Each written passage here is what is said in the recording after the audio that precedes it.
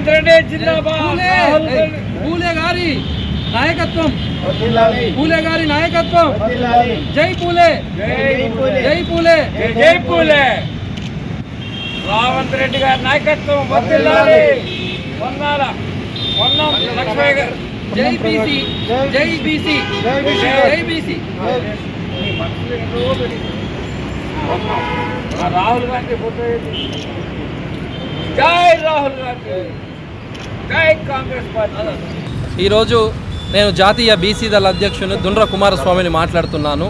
ఈరోజు దేశ సంపద కావచ్చు, రాష్ట్ర సంపద కావచ్చు, అన్ని సామాజిక వర్గాలకు అందరికీ దక్కాలి అంటే కులగణన ఒకటి మాత్రమే శాశ్వత పరిష్కారం అని భావించి దశాబ్దాలుగా బీసీలు పోరాడుతున్నది, కొట్లాడుతున్నది, ఆశించింది కులగణన మాత్రమే. అలాంటి కులగణన ఈరోజు అసెంబ్లీలో 16వ తేదీన శుక్రవారం రోజున ఈరోజు అసెంబ్లీలో తీర్మానం చేయడం అనేది ఒక చారిత్రక నిర్ణయం. ఈరోజు కులగణన తీర్మానం అనేది దేశానికే ఆదర్శం. ఈరోజు దేశంలోని ప్రతి ముఖ్యమంత్రి కావచ్చు, మోడీ కావచ్చు, దీన్ని ఆదర్శంగా తీసుకోవాలని తెలియజేస్తున్నాను.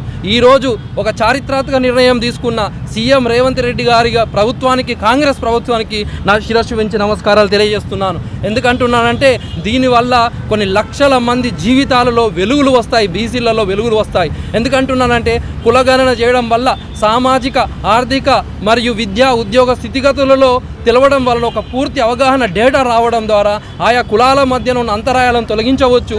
మరియు అంతేకాకుండా ఈరోజు ఫలాలు కూడా, అభివృద్ధి ఫలాలు బీసీలకు అందడం అనేది జరుగుతూ ఉంటుంది. కాబట్టి వారు కూడా ఒక ప్రత్యేక ప్రణాళికలు రచించి ఎలా అభివృద్ధి చేయాలో అనేది ఒక అవగాహన వస్తుందని తెలియజేస్తారు.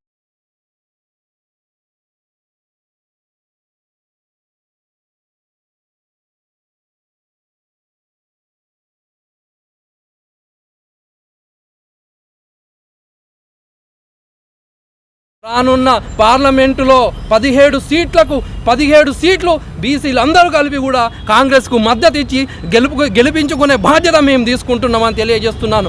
ఈరోజు కాంగ్రెస్ ప్రభుత్వం అనగానే ఎస్సీ, ఎస్టీ, మైనారిటీ, బీసీల ప్రభుత్వంలాగా మారింది.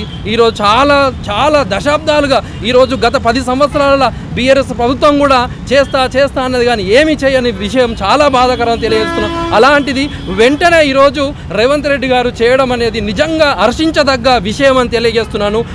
వారు అసెంబ్లీ ఎప్పుడైతే ఎలక్షన్లకు ముందు ఇచ్చిన హామీ, రాహుల్ గాంధీ గారు మేము కులగణన చేస్తామని చెప్పిన తీర్మానం ప్రకారము ఈరోజు రేవంత్ రెడ్డి గారు చేయడం అనేది అద్భుతం అని తెలియజేస్తున్నాను. రానున్న పార్లమెంట్ ఎలక్షన్లో 17కు 17 గెలిపించి మేము గిఫ్ట్గా ఇస్తాం బీసీలమని తెలియజేస్తున్నాను. Thank you. జై బీసీ, జై బీసీ.